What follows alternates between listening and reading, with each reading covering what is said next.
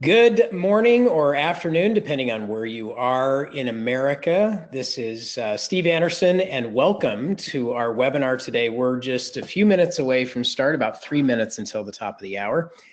I wanted to welcome everyone and just share a few housekeeping items as well as some announcements. You are in listen-only mode, which means you should be able to hear us loud and clear. We cannot hear you. That's to eliminate any background noise so that everybody can hear today's presentation. There is on your control panel on your screen, there is a questions bar. And at any time during the presentation, you're welcome to enter your question, type that in, and we will address those questions near the end of the webinar after we've covered all the content. So feel free to use that, and we will get to as many of the questions as we possibly can today before we conclude. A couple of announcements. Of course, the Crown Council 25th annual event is just weeks away in Nashville, Tennessee. We're looking forward to seeing everyone who is enrolled. We have a record attendance. If you have not, for text message updates for the annual event. You've been given that opportunity if you're signed up for the annual event. We're sending out periodic updates on the meeting, things you need to be prepared for, as well as it will be a means of communication during the annual event. So if you haven't done so yet, make sure to give yourself the opportunity to stay up to date on all things annual event. As part of the annual event, of course, we will have our Young Dentist program, which has become a highlight of the Crown Council annual event, especially for those that have been out of school for 5 years or less. More information about that program, youngdentistprogram.com, led by the very capable Dr. David Hornbrook, who has done that program now for several decades, is an amazing mentor and will be a great experience for all of the young dentists that will be involved. So with that, we will get started here in less than 1 minute. So if you'll stand by, our webinar will begin momentarily.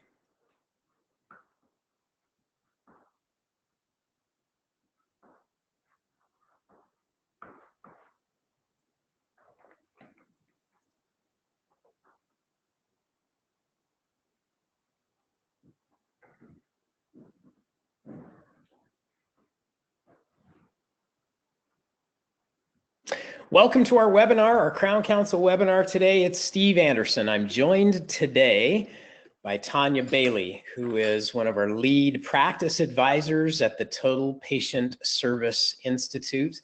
Tanya today is coming live from the practice of Dr. Kent Smith in Frisco, Texas. Tanya's in the middle of an on-site visit in Dr. Smith's practice and is taking a few minutes out this afternoon to do our webinar. So many thanks to Tanya and also to Dr. Kent Smith for giving us the opportunity to do this webinar live from his practice. Most everyone is familiar with Dr. Smith, one of the leading sleep apnea treating doctors, dentists in the country, doing seminars on a regular basis on how to incorporate sleep dentistry into your practice. So Tanya, welcome. And again, thanks to Dr. Kent Smith for allowing us to grab a moment of your time today for our webinar. Steve, we are not seeing your screen. If you would click the button to bring your computer up. That would help, wouldn't it? There we go. All right. Excellent. That should help. Sorry about that. All right. So with that, our topic today, coding billing changes for 2020. We go through this, of course, every year, the calendar change of a new year. There are always insurance coding changes. Tanya, one of the great insurance billing experts in the country, around in practices nearly every day of the week, helping practices be more productive, and working on case acceptance skills, including financial arrangements. So Tanya has put together a comprehensive program today that will bring you up to date on all of the insurance changes and things you need to know to be able to deal with your patient's benefits in a proper manner. So Tanya, welcome, and I turn the time to you. All right, thank you, Steve. I thought starting today with discussing some of the trends in reimbursement so you can stay ahead and aren't left behind would make the most sense before we jump into those coding changes. The shift from conventional dental benefit plans to PPO plans has increased from 42% of the market in 2002 to more than 85% today. The average provider, as you all know, has seen an overall decrease in reimbursement and an overall increase in operating expenses. For dentistry, this really is the proverbial perfect storm. In today's market, according to the American Dental Association, the average dentist participates in about 6 dental benefit plans. The more the practice is involved in the PPO world, the greater the impact on the bottom line, and the more concerned the practice must be with today's reimbursement trends. So as we go through those codes today, we're going to talk about what the codes are and why it's so important to use them. So even though the dental reimbursement level has remained really relatively unchanged over several decades, if not even been reduced, there is a bright spot on the horizon, which is that plans have begun to look for ways to encourage oral health rather than treatment. So plan administrators have realized it's less costly to prevent disease than to treat it, and that dental disease processes can be avoided with patient education, good home care, and regular preventative visits. So what we're seeing often are increases in frequency allowances on those preventative services. There is a prophylaxis, upping that frequency to 3 or 4 times a year with situations such as pregnancy or diabetes, and even increasing the frequency allowance oftentimes on checkup x-rays. So payers are working to structure those plans of reimbursement that provide those higher reimbursements or increased frequencies on procedures, with their goal, of course, in reducing the needed treatment or reducing their need to pay for treatment. Some of the other positive trends are including rollover of annual maximums. And, you know, dentistry has always been among the most valuable and affordable of healthcare services, and the recent trends are actually supporting that. So we always stay at Total Patient Service and with the Crown Council on the forefront of what's happening so that we can share that type of information with all of you. Because being aware of the changes in the reimbursement structure is paramount and is really a regular assessment in your practices, whether you have the benefit of joining a network, remaining in network, or even evaluating whether or not you should get out of network. There's no single factor to consider when making those decisions. So a non-biased assessment of benefits and risks to the practice and to your patients have to drive this decision. So one of the things that we do at Total Patient Service is help you do, if you will, that annual evaluation, an examination, if you will, and let you know where you stand in today's marketplace. So ultimately, will reimbursement continue to change? Absolutely. Fasten your seatbelt because it's going to be a bumpy ride. So one of the first exciting changes is an update for our ADA dental claim form. So most of you today are filing those claims electronically, and so that claim format probably disappears off your radar. But in early June of 2019, the American Dental Association released its new dental claim form, and it became effective on its release date. The most recent update prior to this was all the way back in 2012, which there were quite a few substantial changes. This year's claim format change really is minor editorial changes that are maintaining consistency with current HIPAA standards. So you want to make sure that you get that ADA claim format updated in your practice management software right away. If you're not sure how to do that, just check with your software vendor. They can show you how to run a quick update because, as you know, dental insurance is always looking for ways to delay, deny, or avoid paying claims. So you do always want to use that most updated claim format. So let's talk about the new codes for 2020. There were quite a few coding updates, some that matter for you, some that don't, depending on what you're doing in your practice. We went through and vetted out 37 new codes, 6 deleted codes, 5 revisions, and 15 editorial changes. As I go through the 37 new codes, many of those new codes are going to actually take the place of those deleted codes. So the first code up, D0419. This is an assessment of salivary flow by measurement.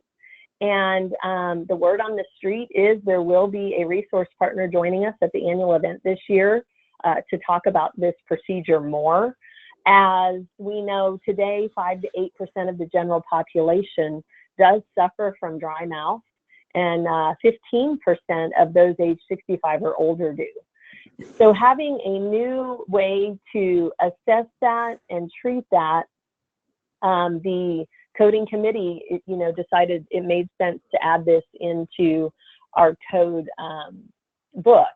Now, most common question, some of you are probably burning up the keyboard already, wanting to know, is it covered? How much will they pay? What should we charge? And anytime we have a new code, that's all mysterious to us until that code starts to be utilized. So at this time, I don't have really an expectation of coverage on that. Best case scenario is a covered benefit that you can balance bill your patient, even if there is not an allowable benefit to be paid. The next group of codes, this is actually 6 new codes that replace 2 deleted codes. So on 15, 51, 52, and 53, those are going to replace the deleted code of 1550. And what this has done, 1550 was just a re-cement or rebond space maintainer. So it was kind of more of a generic, and they've just made this more specific to arch or quadrant. And then the same thing with 15, 56, 57, and 58. This is going to replace D1555. Again, really the only difference is not the procedure you're doing, but the location. Now, as with any code that requires a quadrant or an arch designation, you'll want to make sure that you update that in box 25 of your claim form. The next code, and there's going to be quite a few of these, is a new crown code that is D2753. The Code Maintenance Committee had quite a few requests from the American College of Prosthodontists to update consistency with regards to those classifications of metals. And previously, there was no specific code for porcelain fused to titanium or titanium alloy. So that is now an option for those of you using that material. Next codes, 52, 84, and 86. This is again a new code that originally did not have the phrase per quadrant into it. So the committee voted to amend the submission and adding the per quadrant to the original submission, and then 5286 was added as a brand new code, as there was no code specific to a resin-based unilateral partial denture. So again, this is just alignment of coding language and arches and quadrants and adding specificity to the type of material used. And same thing, here we go again. So we've got some more updates. Previously on our implant crowns, again, we had a code to talk about an implant supported crown.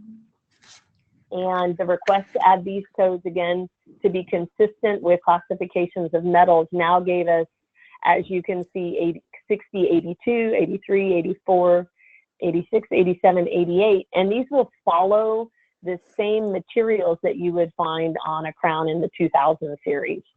So any of these are going to be single crowns that are retained and supported and stabilized by an implant. Moving right along to our implant-supported retainer crowns. Again, this group of 6 additional new codes. Again, consistency with those metals, because those past versions did not have specific codes for implant-supported retainer crowns fabricated using these types of metals.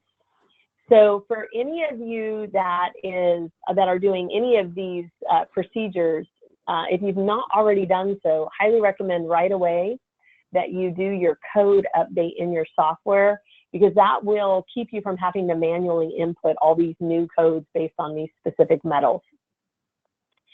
Our next group of codes are the abutment-supported retainer crowns and pontics, and it's adding in those titanium and titanium alloy options. Just as a note, the same pontic code is used with abutment-supported retainers and with retainer crowns on natural teeth when coding for a full or partial denture. So just keep that in mind. That doesn't necessarily change. 7922. So this is, we've used up the metal changes, so now we're into a new surgical code. So the 7922 is the placement of the intrasocket biological dressing to aid in hemostasis or clot stabilization per site. So if you're using a gel foam or a CollaPlug or something like that is what this is for. Now, the payer members indicated that there would be no separate reimbursement on this service when you are in a PPO contract. So what that means for those of you that are contracted, the PPO plans are most likely going to disallow this charge and consider it inclusive to the global fee for the extraction. So that just simply means that while there is a code available to use it, and I would always recommend that you code what you do, the reality for those of you that are contracted is this is likely not going to result in increased reimbursements.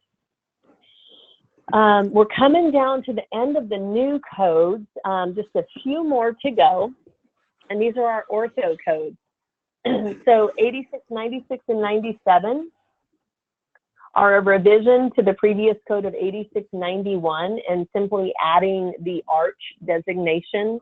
So our ortho appliances are no longer going to be for the mouth, but they're going to be designated to the specific arch. And then on the next slide, 86, 98, and 99 will be our re-cementation or rebonding of a fixed retainer, again, also by arch. So it will be specific to the arch that's being used. 8701 and 02 are, instead of a rebond, they are a repair of a fixed retainer, which could include reattachment also by arch. So this will be a revision. 8701 and 8792 are a revision to code D 8694. The 8703 and 04 replacement, so these are going to be replacement of lost or broken retainers, also by arch. So we'll have that opportunity. And if you're wondering why all these arch and quadrants, the identification of the arches are going to assist the payers with auto adjudication, and it's supposed to result in accelerated claims processing, because they're not going to have to be hunting for a narrative to determine, you know, where the location of this procedure is. And finally, our last new code is the 9997, which is going to be dental case management, patients with special health care needs. So this is a new code request submitted actually on behalf of Delta Dental, surprisingly, which stated that there was no code to identify services provided to patients with special needs. So the Code Maintenance Committee determined that the current case management code didn't really specifically address how treatment was delivered, and the behavior management codes also did not cover it.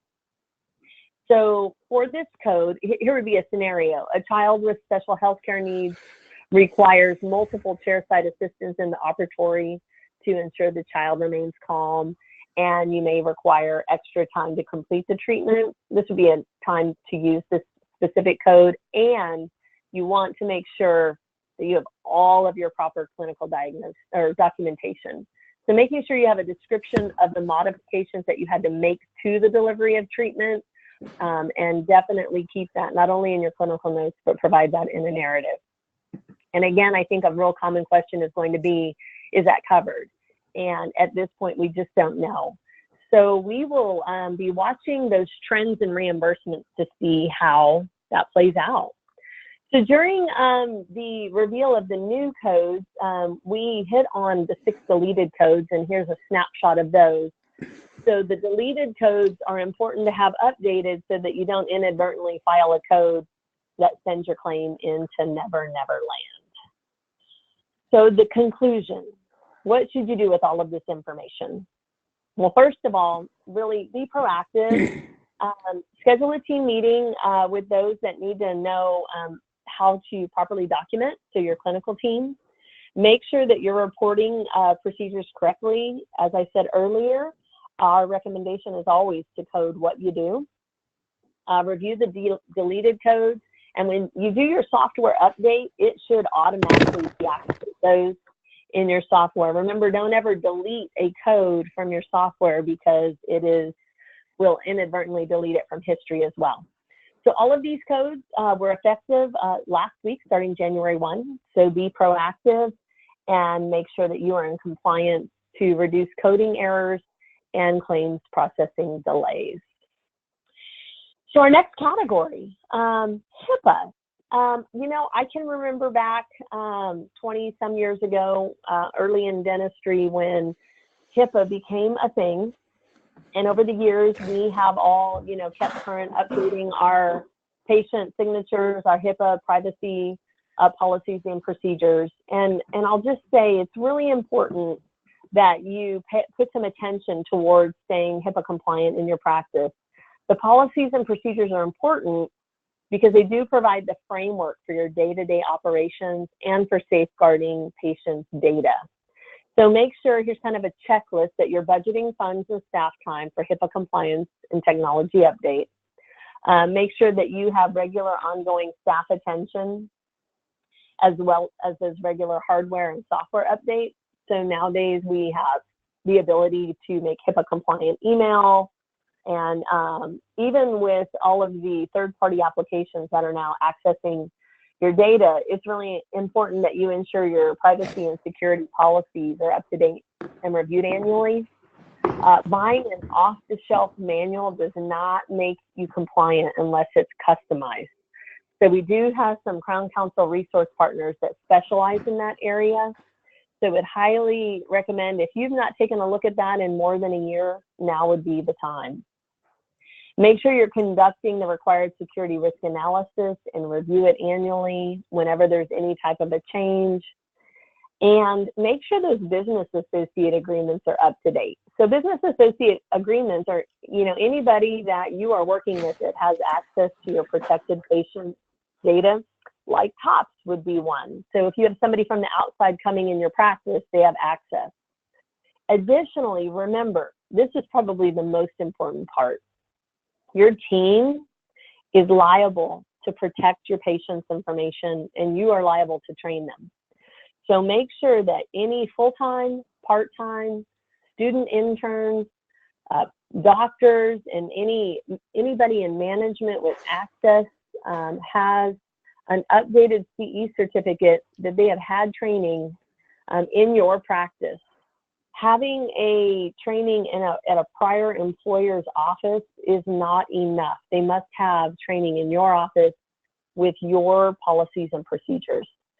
So the security rule, and this is a government rule, this isn't a COPS or a Crown Council rule, requires that you provide periodic security awareness training for you and your staff.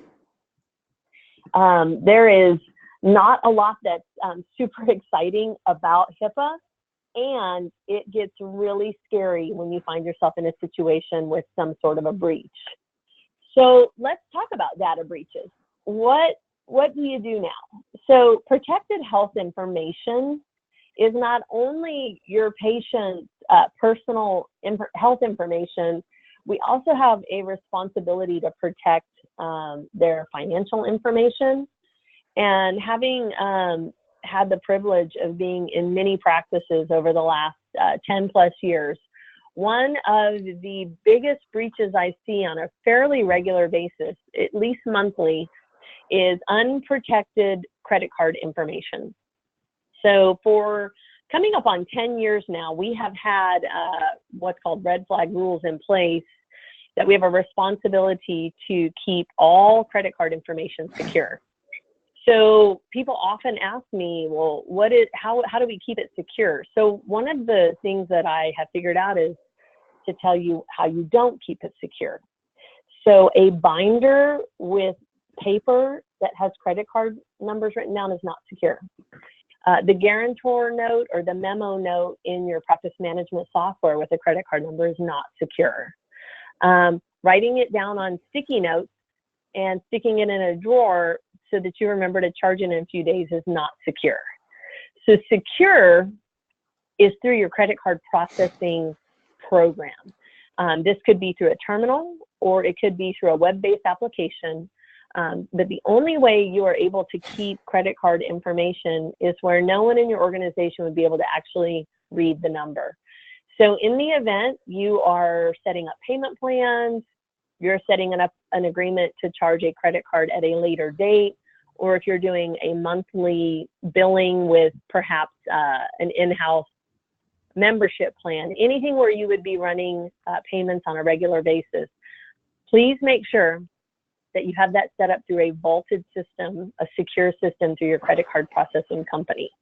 And again, I know at the Crown Council, we do have a resource partner that can help with that as well. So if you have a data breach, you're responsible to determine the nature and extent of that breach, identifying, the unauthorized person and whether it was, accidental or on purpose, what information was acquired or reviewed, and then determining the extent to which the risk to the PHI or personal or protected health information has been mitigated. If you find that you have had a breach, we would highly recommend that you seek legal help to walk you through that so that you, bottom line, protect your company. So now let's talk about some of those coding mistakes that are made. We routinely have an opportunity to evaluate codes and practices, and we find some pretty common mistakes. And some of those mistakes are actually, told to us by insurance companies. So let's talk first about D4910 and D1110. Still finding many occasions where offices are alternating these two codes. And on occasion, an insurance company might even suggest that. So even though the insurance contract might reimburse certain procedures at different frequencies, like perhaps they allow 2 4910s in a year and 2 1110s or prophylaxis in a year, it's never a good idea to actually alternate the coding. So our recommendation on that is to always code what you do. So if you are performing a perio maintenance 4 times a year and a plan has an allowance of 4910 and 1110, our suggestion, and this really comes from Dr. Charles Blair from Coding with Confidence, is to simply build a 4910 as you should, and in your narrative box, ask for the alternate benefit of the 1110. So this is frankly no different than if you're doing a composite filling. You wouldn't code an amalgam filling. You would code a composite, and if insurance doesn't allow a composite, if they provide an amalgam alternate benefit, they would change the code and provide the alternate benefit. So this is just doing the exact same thing in our hygiene department by having the insurance company downgrade rather than you coding what you're not doing. Tanya, can you give that narrative again? So what should go in the narrative when you code a 4910? If you suspect they won't cover it, the narrative should say. So in the event D4910 is not allowed. Please provide the alternate benefit of 1110. So let me give it to you one more time. In the event D4910 is not allowed, please provide the alternate benefit of D1110. So those benefits are pretty variable. So just, I suggest to all of my practices to just put that in your code and import that into your narrative every single time. You can't go wrong that way. All right, so some underutilized codes. There's a few codes that we see underutilized when we do those coding analysis and practices. Routinely, we will see an underutilization of your what's called your periapical X-ray code, D0220, which is your first PA, and your D0230, which is your second PA. Most practices today, I find, are billing out 4 bite wings for their recare X-rays, whether it's once or twice a year. Always make sure if you are taking PAs, maybe for a yearly implant check, a yearly endo check, or you're getting some film on those anteriors, make sure that you're utilizing that option to code out those PAs when you take them. As long as you limit yourself to 2 PAs, in most cases, we are finding that bite wings with 2 PAs billed out are covered in that diagnostic category. If you go over 2 PAs, most plans will have a restriction that in the event your bite wings and PAs from a dollar standpoint total more than the amount that would be allowed on an FMX, then they're going to change that coding to the FMX, and then you fall into those frequency limitations. So 2 or less, I always encourage all of my clients, take what you need. So if you need 3 or 4, take them and bill out 2 or less. Also, several years ago, we had a new code, D2949, which seemed sometimes to have caused some confusion. So when you are billing out a buildup, a D2950 is a core buildup, which is in quotations, the narrative should say necessary for the retention of the crown. It should also identify the actual percentage of missing tooth structure. Now, many payers, if they even allow a buildup, require that 50% or more of the tooth be missing for reimbursement. When it's less than 50% of the tooth, most payers consider the procedure to be a filler. So D2949 is used to describe the placement of a restorative material in a tooth to prepare for the crown, bridge, inlay, onlay, or veneer. And it is performed to provide a more ideal form for the processing and adaptation of the final indirect restoration. Again, unfortunately, oftentimes 2949 is not reimbursed. Most payers have determined that the foundation is part of the global reimbursement for those indirect restorations. It is recommended that the procedure is reported because it provides utilization information for payers to consider for possible future reimbursement. So all of these codes that we've talked about that, you know, I highlighted that may not actually be allowed, we do encourage you to use the codes so that, again, the payers hopefully in the future consider those for reimbursement as our industry expands. So Steve, let's talk about time management and how to make sure that we get our claims paid in a timely manner, and we honor what we call our Ohio principle, only handling it once. So in order to have maximum efficiency in tasks and effectiveness in processes and results, we have created a checklist for you. So prior to filing any claims, always make sure that your claim is completely filled out. Missing a subscriber's ID, a date of birth, a last name, any of those details left out will mean that your claim is essentially dead in the water. Always make sure that you have those correct procedures listed on the claim.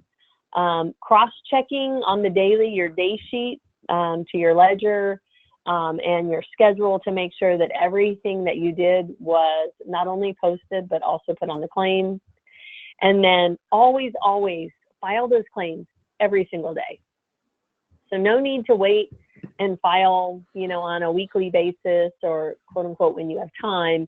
Make sure that on the daily you have a system in place that you are batching and submitting all of those claims and making sure they get out in a timely manner. The great thing about auto adjudication today in our digital world of money is claims filed today, and today is a Wednesday, could easily be paid in less than 2 weeks. So if you're finding that your claims are taking longer than 30 days to get paid, I would highly recommend going back and checking on the filing date. And then make sure you have the correct documentation. We have some webinars in history that go through narrative secrets and documentation secrets. And there are many procedures today that require appropriate narratives, appropriate x-rays, and additional attachments so that they can be processed. In the event that the attachment box is not marked, oftentimes that stops that claim. And now instead of going through the auto adjudication process, it goes right to a human who now gets to determine whether or not to process that claim. And finally, print your submission status reports and make sure that the claims went and that there was no missing information or missing details. That's a great way to check things off on the daily. And then for your administrative team, always make sure you're running at least weekly, if not daily, your insurance claims not sent report, your procedures not attached to insurance report. And if you are filing secondary, make sure that you are running your secondary insurance claims not sent as well. So this is a jam-packed webinar of a lot of information. Yes, it is. And Tanya, let me just interject on this question is we are covering a ton of data here and information. So this webinar is being recorded and will be posted on the Crown Council website in the training section under webinars today. So for those that are watching, if you want to go back and review, all this information will be available on the website, as well as for those who came late. It will be at crowncouncil.org under the training tab under webinars, and we'll be sending out an email to everyone who is registered with that link. Tanya, before we go on to fraud, maybe you could just address this question on how you use D2949. Do you mind just reiterating that and clarifying? Sure. Let's go back. Do you want to go back to that slide? Sure. Let's see here. Oh. Here we go. All right. So 2949 is used to describe the placement of a restorative material in a tooth to prepare for the ultimate placement of a crown. It's number 36. Find it, so you keep talking. You're almost there. Oh, you just went right past it. Okay, go ahead. Really, all this is the code is designed, when it came about, 2950, you know, we had recommended back in the day using that really when you were doing just about anything related to throwing some composite in there after you press the tooth. A buildup, the 2950 is really designed for retention versus 2949 is to provide just a more ideal form. So the difference there, you know, a buildup versus a small buildup or a base is really what it is. And if you are in a contracted situation, nowadays I find in most cases, neither one of those codes is paid well. And oftentimes there are restrictions on 2950 that it has to be done at a date separate from the crown. Now, when I say separate from the crown, if you're performing in-office crowns, CEREC or E4D or something like that, then oftentimes that's considered inclusive of the crown. If you are prepping one day and doing a build-up and taking an impression, and then, excuse me, you're seating your crown subsequently a couple weeks later, you can meet the requirements for that because you should be submitting your crown code on the seat date, not on the prep date. Most plans require that you file once you have completed a procedure, not when you've started it. So you code out your $29.50 on your preparation day when you've done the buildup, assuming you did, and then you code out for your $27.40 or $50 several weeks later. So I'm not sure if I answered the question as it was asked, but that's my thoughts on that. Good deal. Thank you. Sure. Let's talk All about right. So this, and I'll just add this as we get into this. There are a lot of things that we run across as we go through practices all over the country. So for context, for everybody that's listening, the Total Patient Service Practice Advisor team, we have a whole team of people that are out in practices, including Crown Council practices every day, implementing management systems, our case acceptance systems. So we see a lot every day. And what Tanya is going to go through here is the last section of our webinar today, is things that we see that could be construed as being insurance fraud, with the understanding, and the argument that we hear a lot from people is, well, everybody does it. Just because everybody does it doesn't mean it's right.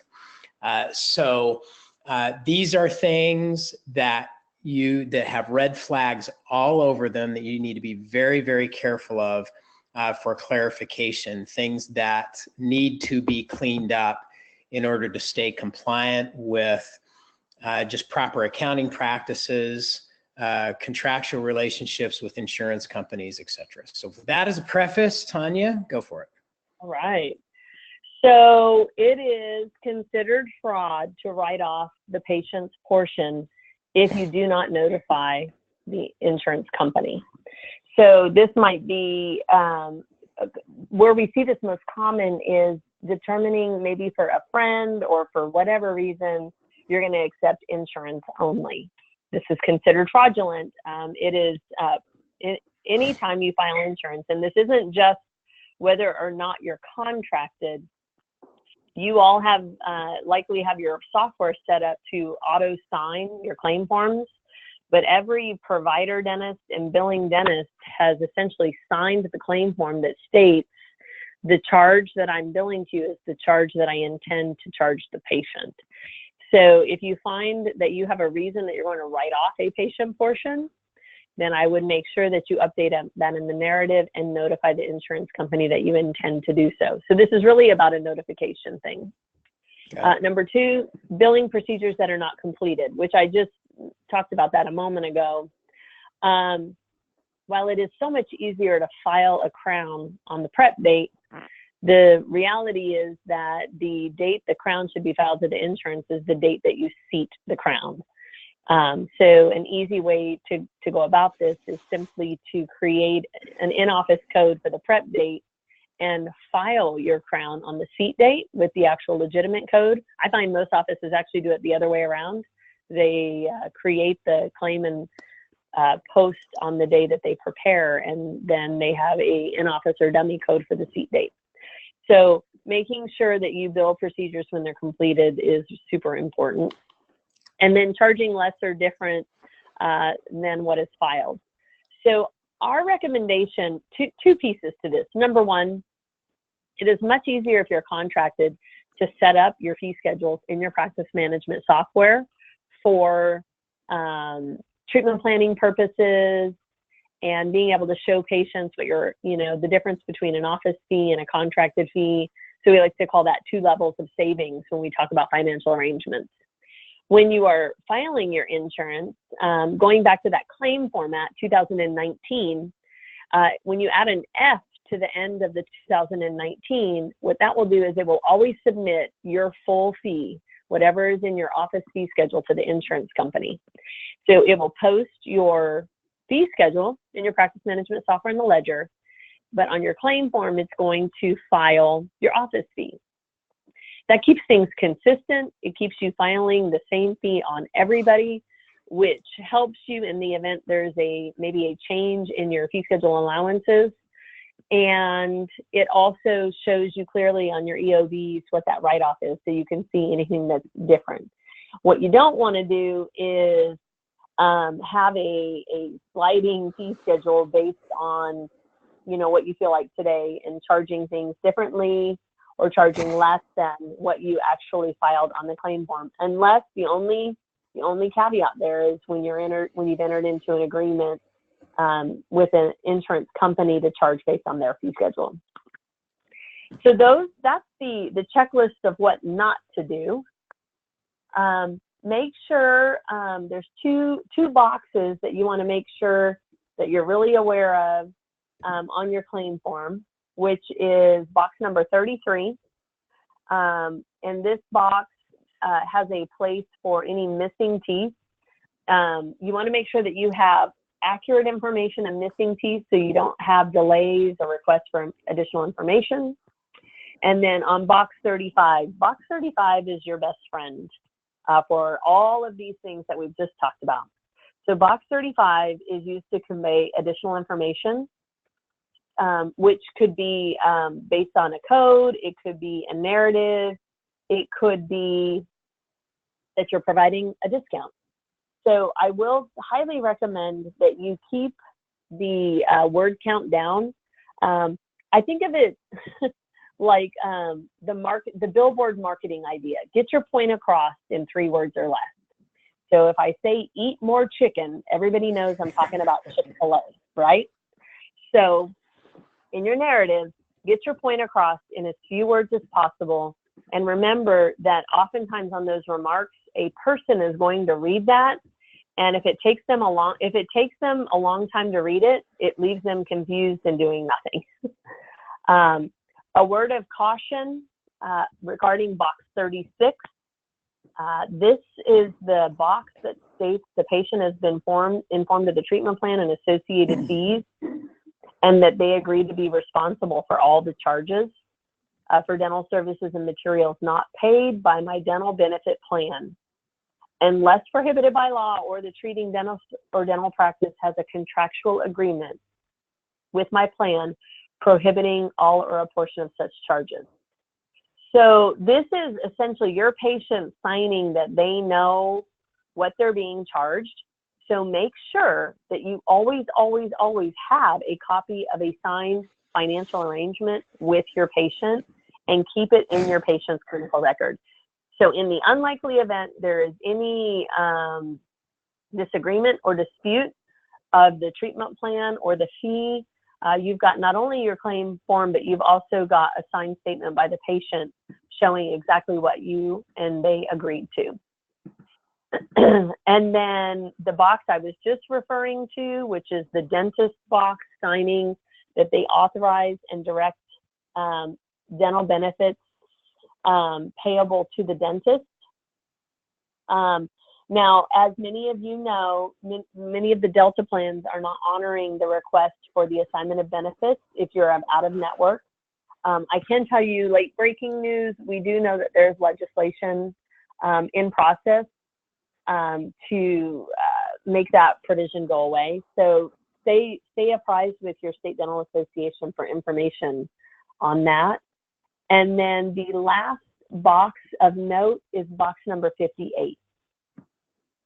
So in the event you are a multiple doctor practice, it is important that you do not put the owner or the business as the treating dentist if another doctor performed the services. So you have 2 boxes for people. It could be, it's called rendering and providing doctor, or the billing doctor or entity. So it oftentimes we'll see a practice that's added maybe an associate into the business, and this was not updated, and it makes it look as though the owner is doing all the dentistry. It is super important the doctor that performed the services is listed as the rendering provider. This is a big red flag for insurance companies and puts you on the hook for a lot of problems. So make sure the box accurately identifies the dentist who performed or is in the process of performing, and then make sure that your billing provider is set up for either the owner or the entity where the payment should be remitted to. So Steve, that is the conclusion of today's updates on HIPAA and coding and fraud. What other Well questions done. have we got? We have a number of questions, Tanya. So if you'll stand by for those, we're gonna ask those questions. Before we get to those, I'm gonna add to everything that you've shared this Crown Council member benefit, which is along with insurance coding and getting updated on that every year, like we do every January. Our recommendation is that you do a fee analysis every year, commensurate with the coding update. The fee analysis consists of an analysis of how your fees compare to other offices in your market. And we can send that to you. There's a Crown Council member benefit. We can send you your fee analysis. Some of you have already submitted the request for this. We just received the updated fee information within the last week. So those of you that submitted that request over the last couple of weeks, your fee analysis is coming. We're generating all the reports as we speak, and we'll have that out to you shortly. If you have not requested that fee analysis and you'd like that, just send an email to answers@totalpatientservice.com. That's on your screen. Please include your zip code for which you'd like the report run, and then the name of your office and your address would be helpful. So answers@totalpatientservice.com, send us your zip code with the request for a fee analysis. We'll send that to you along with an explanation of how to read the fee analysis and how to use it. So you're welcome to email us that. We'll get that right out to you. As well, just along with our presentation today, a recommendation on the Total Patient Service website. There's a ebook, which has become very popular, entitled Why Key Case Presentations Fail, that includes verbal skills for how to deal with some of the most difficult insurance and financial arrangements questions. So you're welcome to download that as well. Let's talk about questions, Tanya, real quick to wrap up. Okay. First is what do you do about insurance companies that pay on the prep date? Are you aware of insurance companies that pay on prep date versus date? Sure. Yeah. So the guideline is follow their rules. So if they require you to submit on the prep date, then submit on the prep.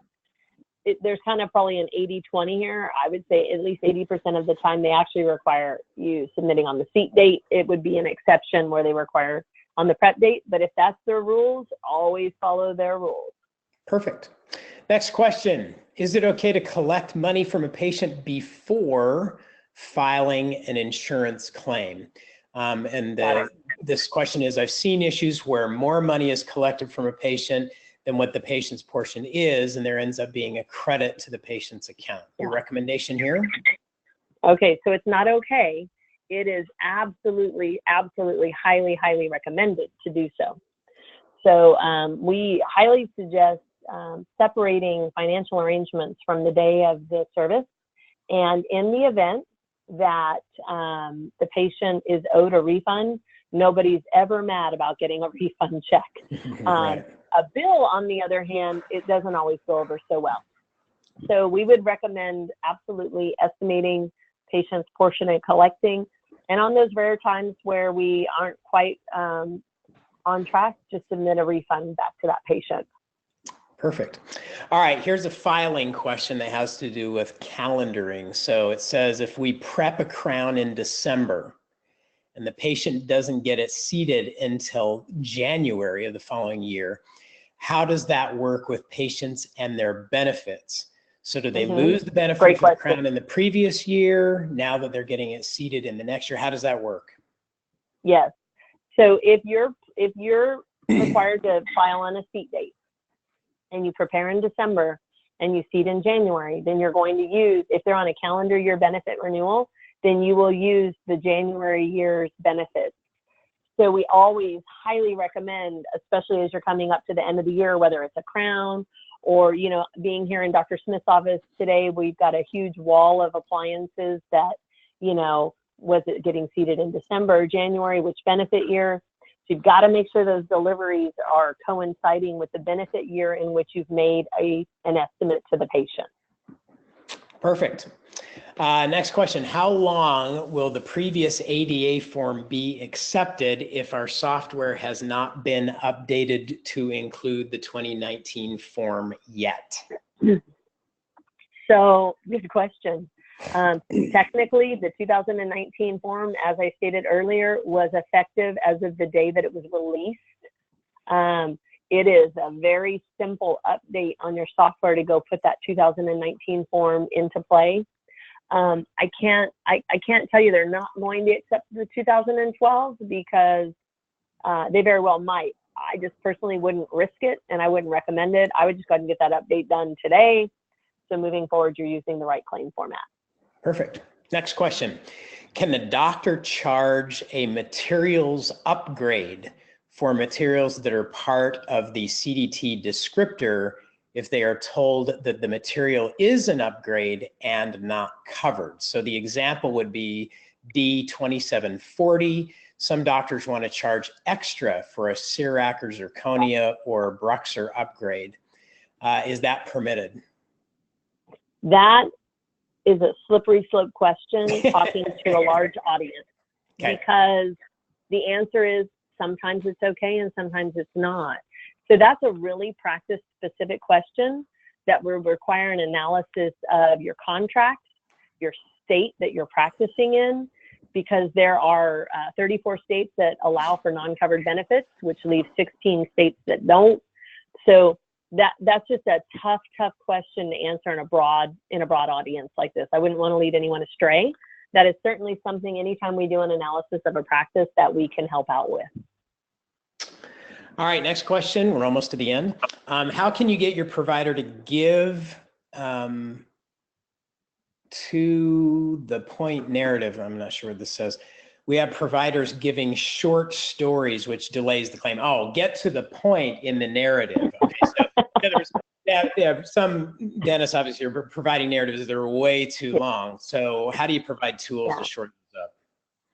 So I would recommend starting with the webinar that Steve and I did last year about this time, and I believe it was, or it could have been with Pam. But we have a narrative secrets webinar that we did that's housed in the Crown Council webinar library. That would be the starting point. And then if you need some additional help, I know that our coaching team would love to help doctors with any kind of verbal skills or narrative skills. So yeah, I think the bottom line here is if you develop a narrative library, because you end up, everything's 80-20, right? So you're gonna end up using 80% of the narratives or 20% of the narratives 80% of the time. So you have a narrative library that you can kind of cut and paste. It'll keep things shorter and more streamlined. Right. Next one is if you are writing off the patient portion, right, and you're going to disclose that, what's an example of what should be put in the narrative box? Okay.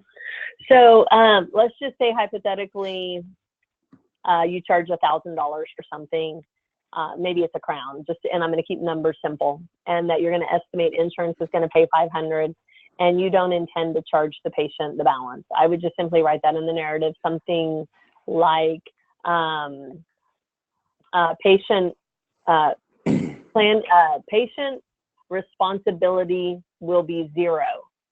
So you're indicating to the insurance company that you're not going to charge them. So no intent to charge patient responsibility will be $0. I have not seen a case that the insurance company came back and then paid less. I mean, I can't, of course, I don't go in every practice in the world, so I can't say that it wouldn't happen. But what that does for you in the event that you were subject to an audit, you did your due diligence and you notified the insurance company. So whether it's writing off the full amount or giving them a discount, we would just encourage you to put that in your narrative. Perfect. We're almost done. Name of the ebook, again, is on your screen, Why Case Presentations Fail. It's filled with some great verbal skills. Again, you can get that at totalpatientservice.com in the free resources section. So you're welcome to download that anytime. 2 more questions. Tanya, one is adding an associate who is in network with insurance companies. We're just adding our location for her to be in network. Is it recommended that we review the contract she signed? I will answer that one. Absolutely. Never sign a contract that you haven't read. Even if you're adding an associate, many times what we see is it's not necessarily the same contract. If you're contracted as a Delta Premier provider and you add an associate, in most states today, that associate will not be a Premier provider. And in some states, it will convert everything in the office to being a PPO provider. So you gotta be really, really careful. Absolutely review the contract. Can I add one thing on that? Please. Because routinely, just to add on to that question, I'll have practices say, well, you know, can I keep Premier and let my associate be PPO? There's also states that don't allow you to do that. So many of the states have an all or none proposition where you're either all one status or all the other, and they don't allow that split. So just be sure to check all of that. Final question. We're seeing more medical coverage for dental procedures, especially with Blue Cross Blue Shield. How can we estimate or predict this coverage in order to correctly estimate the patient portion? And the final part of that is, will the Crown Council offer a medical coding webinar in 2020? And Libby Knopp, thank you for the request. We will take that into consideration. So medical billing is a whole different skill set in and of itself. We do have Crown Council practices that are doing medical billing in office. We have others that have outsourced it. So depending on how you've decided to handle, if you're doing any medical billing, that would be either work with the outsourcing company that you have, or you need a specialist in your practice that deals specifically with with medical billing for dental procedures. It's a whole other world. All right, I think those were at the top of the hour, and I appreciate everyone's participation today. And thank you, Tanya, for all of your skill and expertise. Much more, obviously, to talk about with this particular topic, and there will be follow-up webinars with even more information. So just as a follow-up reminder, with your coding updates, we recommend you do a fee analysis and update your fees. You're welcome to send your zip code to answers@totalpatientservice.com with the request for your fee analysis, which we will send back for your zip code with the instructions on how to use the fee analysis. Happy to provide that. That's an ongoing Crown Council member benefit, and happy to do that for you. Thanks again. More webinars on the way. We look forward to seeing many of you at the Crown Council 25th annual event coming up at the end of the month. Have a great day. Again, thanks for joining us, and we look forward to being with you for our next webinar. Thanks again, Tanya. Thank you, Steve. Have a great day.